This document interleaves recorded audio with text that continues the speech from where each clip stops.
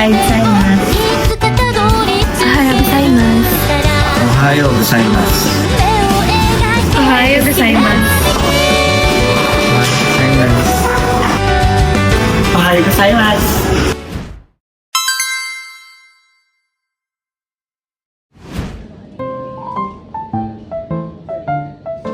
Sarap, strawberry. Strawberry. Strawberry. I didn't know it costs too much like that.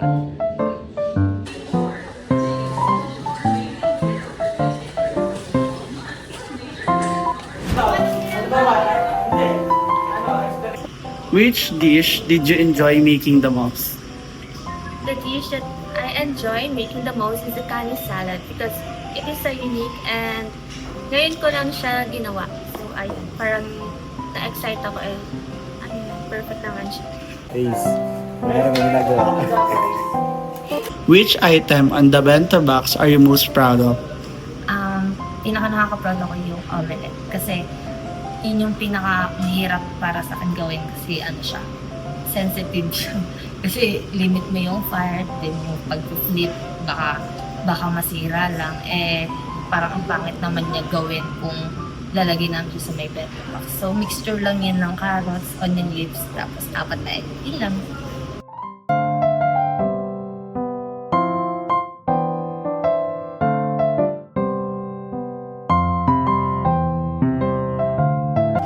Would you like to try making a bento box again?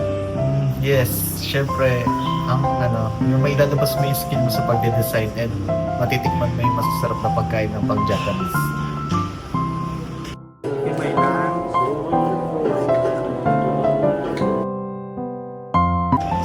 How did working as a team help during the activity?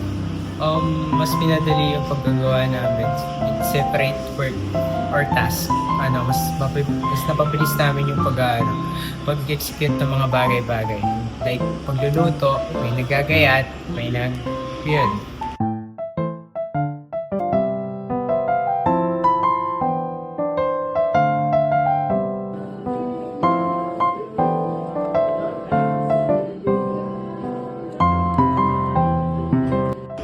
Was there anything you found challenging during the activity? Meron. Siguro yung time limit kasi minabol namin yung oras kasi may quiz pa kami kay Sir ng 1 p.m.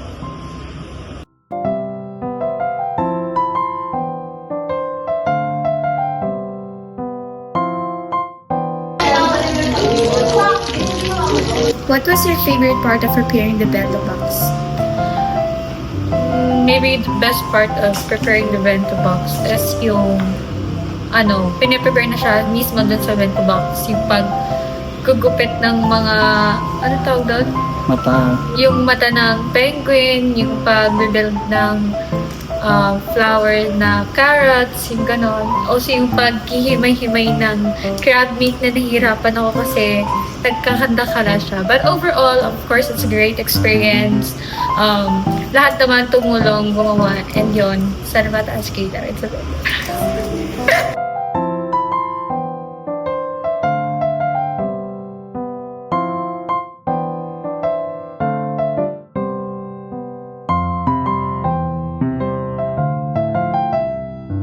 What would you do differently next time to improve your bento box?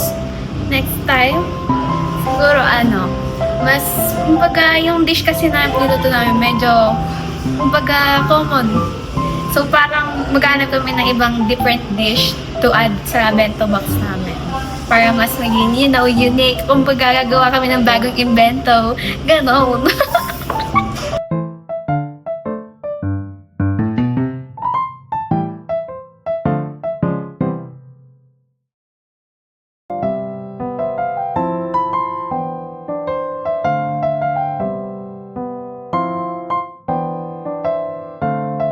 Did you learn anything new about Japanese cuisine?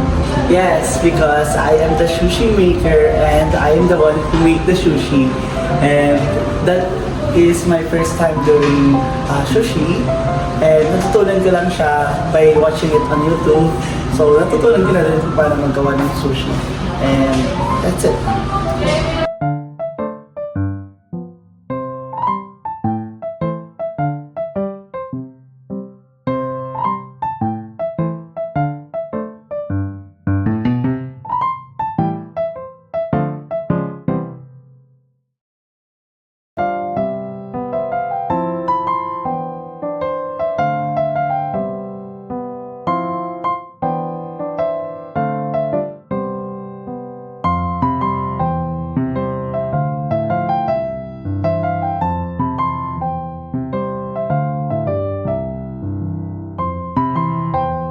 アニメ「すずめの戸締まり」に登場するお弁当箱は可愛らしくて創造的な動物をテーマにしたランチです。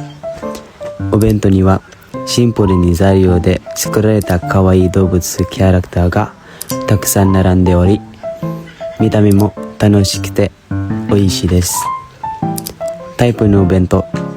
このお弁当はキャラ弁と呼ばれ、キャラクターや動物、シーンなどを細かく飾り付けた日本の人気スタイルです。